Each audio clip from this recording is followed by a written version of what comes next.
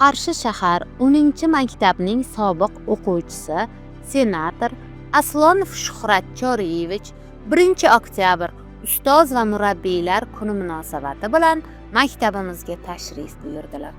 Sobiq o'quvchimiz senatorimizdan maktabimizga samimiy minnatdorlik xati yozdilar.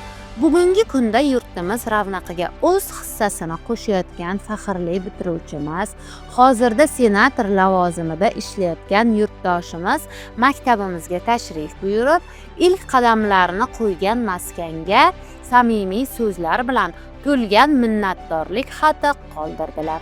Ushbu maktub maktabimiz jamoasi uchun beqiyos faxr va ilhom manbaidir. Aslini unutmagan inson komil inson deganlaridek, maktabimiz barcha o'quvchilariga bilim, tarbiya va kelajakka ishonch ulashishda davom etadi.